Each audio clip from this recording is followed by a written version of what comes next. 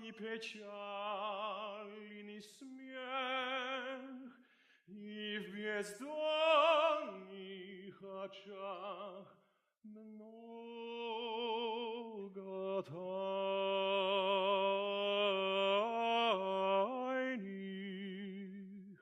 утех.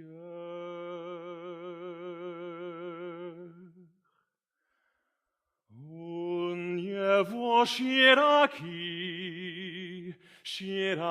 два крыла, и легки, так легки, как полночная мгла. Не понять, как несет, и куда, и на чем. Он крыла не взмахнет и не двинет плечом.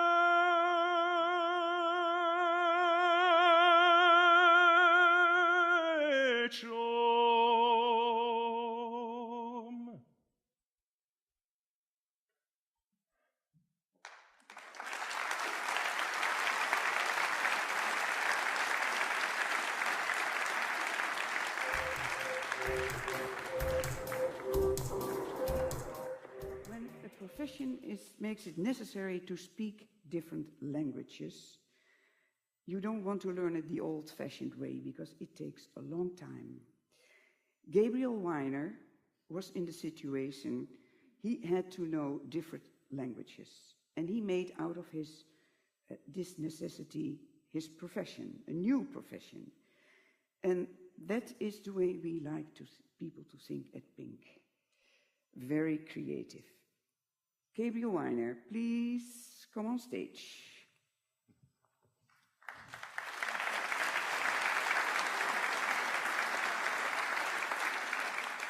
You probably have seen him before. So there's a myth when it comes to learning languages. And that myth is that children are exceptionally gifted at learning languages, and that we lose this gift when we grow up. And we have good reason for believing in this myth because many of us have had this experience. We have gone to school, we've gone to college or high school and studied, let's say, French for years and struggled. And we've studied and studied and studied, and then we show up in France and we meet a 5-year-old child. And that kid speaks way better French than we do. And we've worked so hard, and this kid hasn't worked a day in their lives, and yet they're correcting our grammar. And it's not fair. And what's actually not fair is that you're comparing yourself to a child who has had 15,000 hours of French exposure, where you have had 100, maybe 200, maybe 50. Depends on how much of your classes were taught in French rather than your native language. When you make the fair comparison, you take a child who has been transplanted, let's say, to Spain, had 500 hours of exposure to Spanish there. An adult transplanted to Spain has 500 hours of exposure in classes, on the street, whatever. What you'll find is the adult beats the child every time. We are better at learning languages than children. We are smarter than them. We have learned how to learn. It's one of the parts of growing up. And so,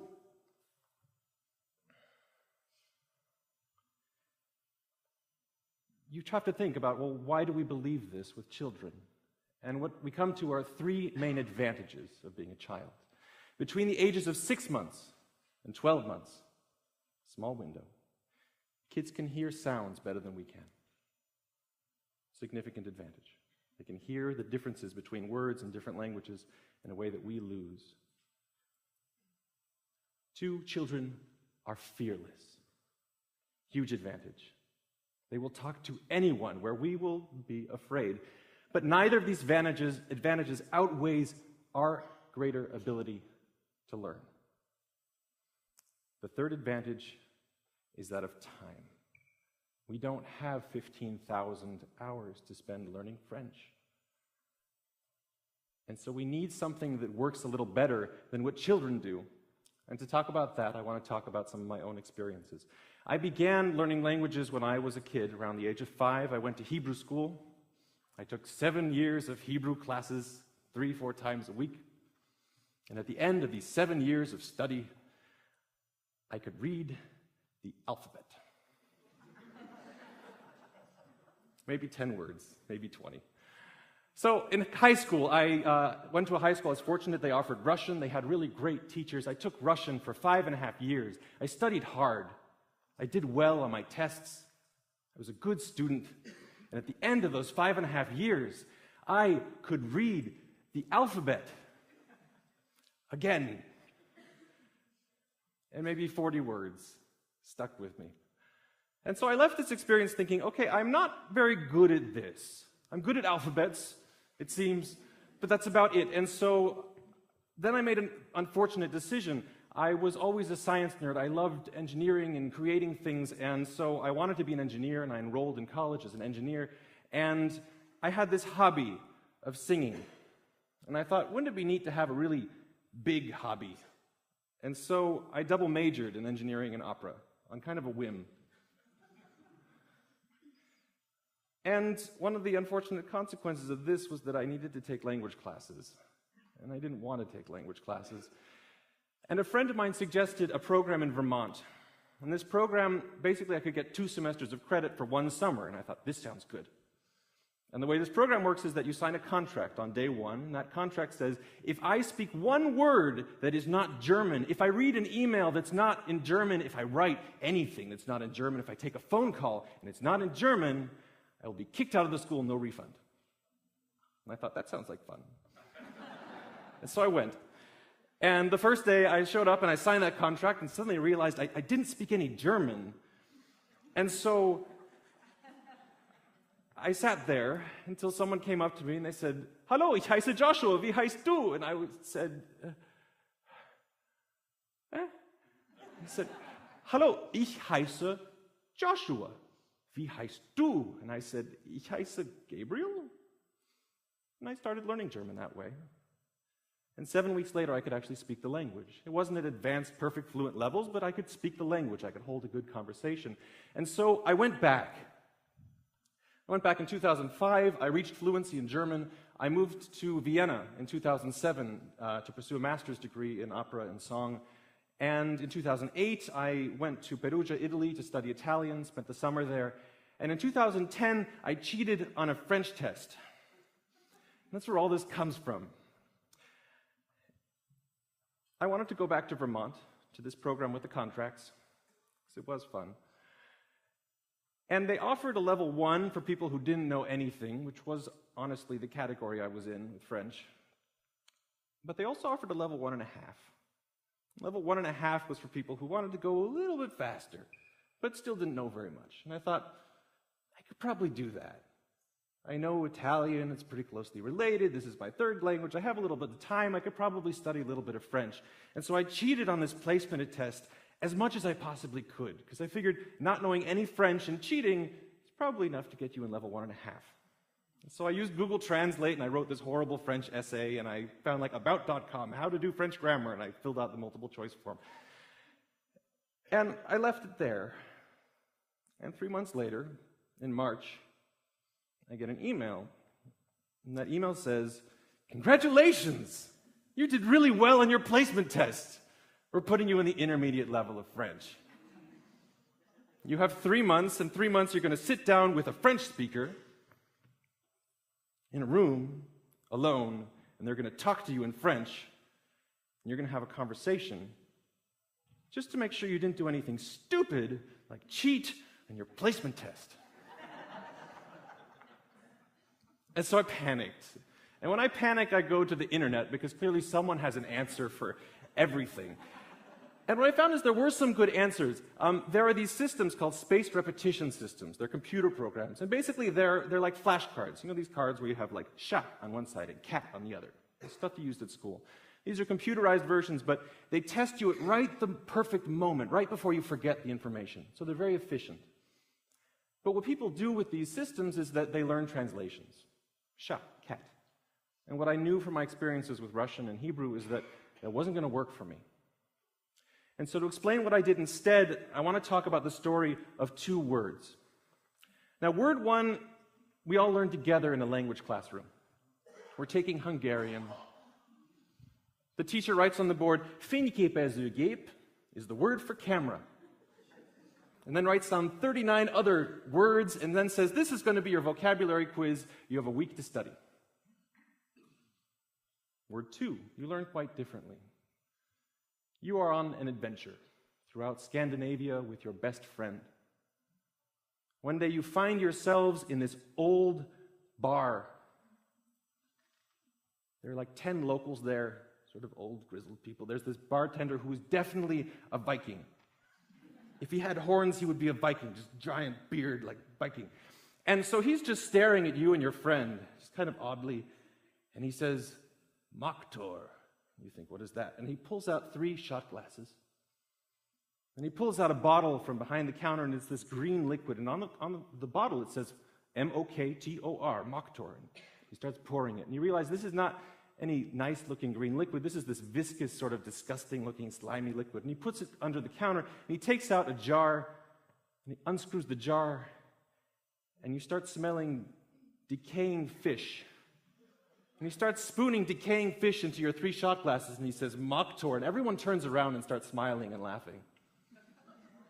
And he takes a match, and he lights it, and he lights the 3 shot glasses on fire, and he goes, Maktor, and soon everyone in the bar is going, Maktor, Maktor, and your friend, your stupid friend, picks up this glass, and he blows it out, and he says, Maktor, and he drinks it.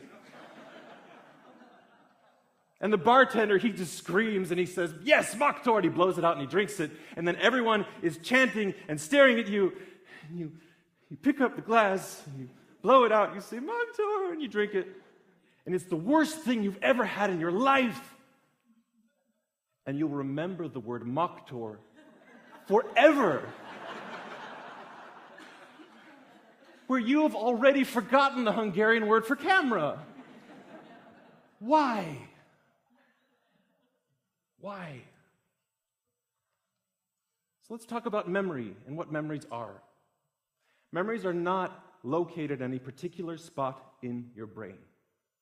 Memories are the connections between different regions of your brain. Maktor, for instance, you encounter a lot of different sensations with this word. You encountered the spelling on the bottle. It said M-O-K-T-O-R, which connected with the sound of the barkeep saying Maktor, and the sound of your stupid friend saying Maktor, and the sound of everyone in that bar screaming Maktor. The sound and the spelling, they interconnect, they form a memory.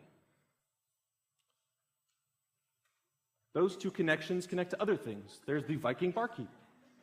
It connects to his face. His face is part of Maktor. This bottle of green, disgusting liquid, that's connected to Maktor. This shot glass, this frothy, white, disgusting-looking shot glass, that's connected to Maktor.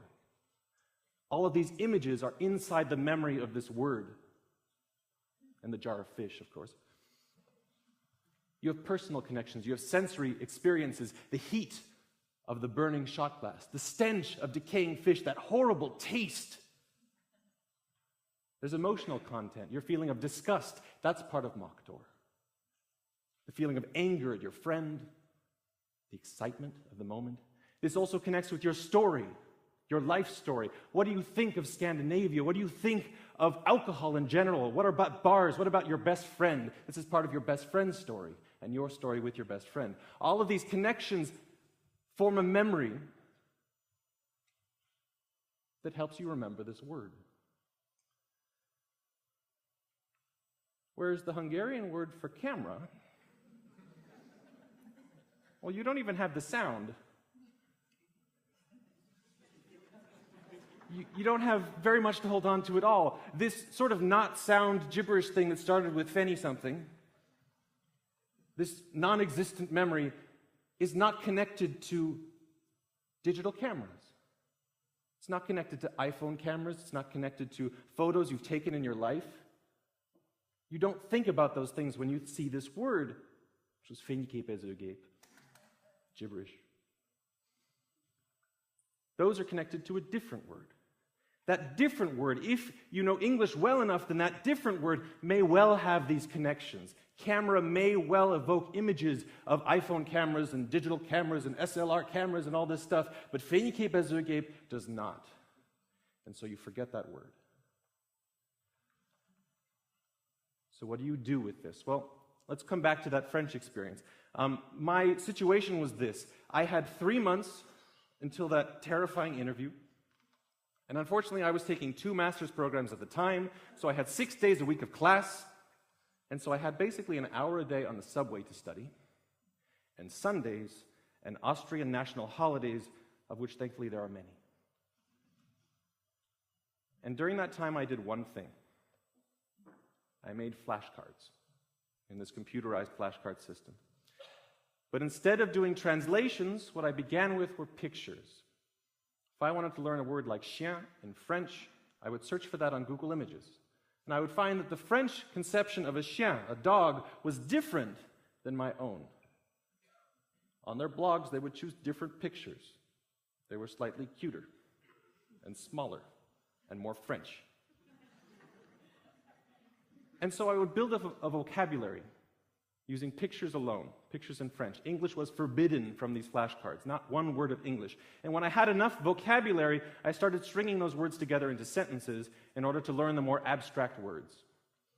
If I wanted to learn a word like went, the past tense of to go, well, what does went look like? Well, what went looks like is a sentence that says, yesterday I blank to school. In parentheses, it has to go. This is some special form of the word to go that fits in that slot in the sentence. There would be a picture of a schoolhouse. And so I built up my grammar that way. And 3 months later, I showed up into that room with the French teacher. And she began the conversation with bonjour. And the first thing that came to my mind was bonjour. And she started speaking to me in French, and I realized that I understood all the things she was saying. And I even knew what to say back. And it wasn't fluent, and it wasn't easy. It was a little stunted, the conversation, but it was a conversation in French. And this was the first time I've ever spoken French in my life. And I was speaking in French and thinking in French. And at the end of this conversation, she stood up and she said, "You know, we made a mistake.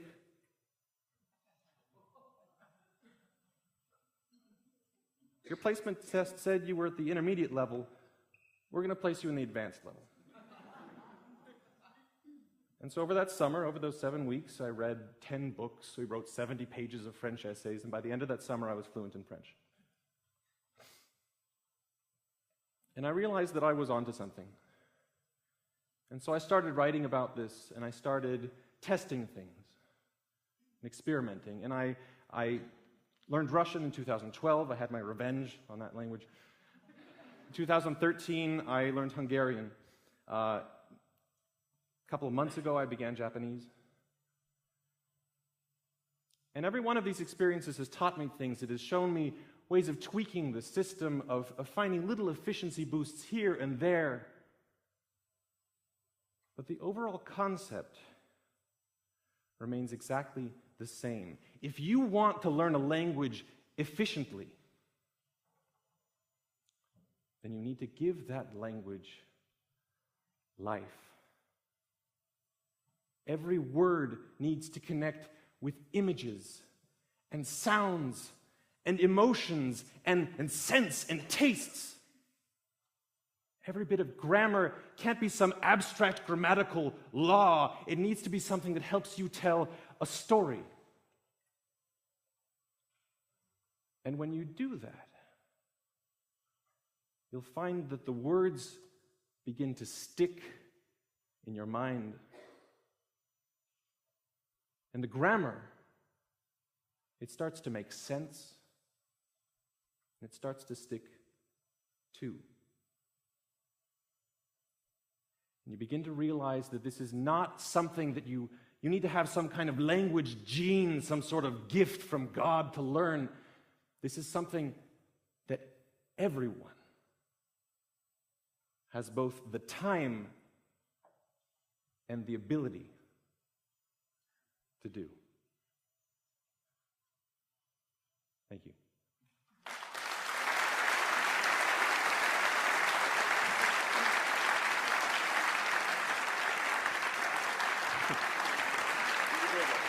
Gabriel Wyner.